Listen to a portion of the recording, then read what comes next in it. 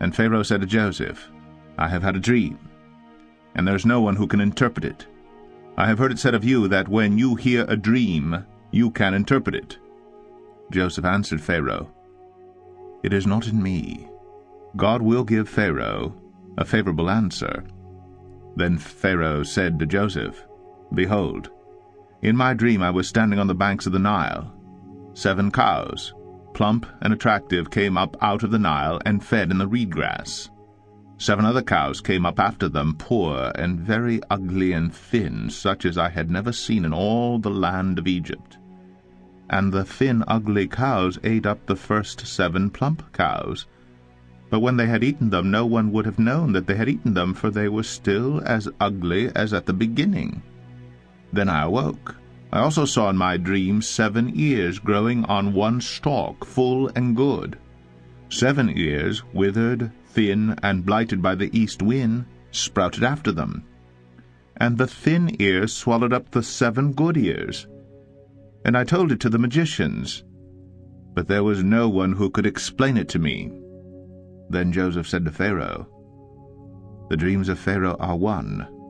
God has revealed to Pharaoh what he is about to do. The 7 good cows are 7 years, and the 7 good ears are 7 years. The dreams are one. The 7 lean and ugly cows that came up after them are 7 years. And the 7 empty ears blighted by the east wind are also 7 years of famine.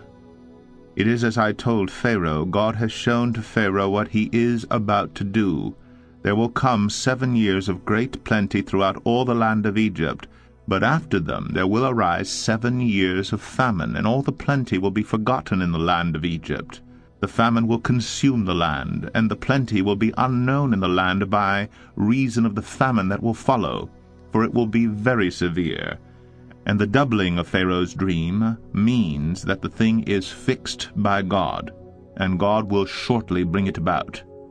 Now therefore let Pharaoh select a discerning and wise man, and set him over the land of Egypt.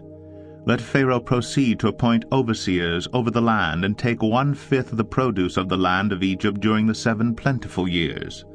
And let them gather all the food of these good years that are coming, and store up grain under the authority of Pharaoh for food in the cities, and let them keep it.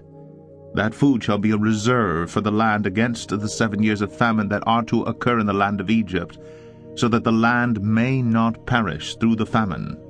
This proposal pleased Pharaoh and all his servants. And Pharaoh said to his servants, Can we find a man like this in whom is the Spirit of God?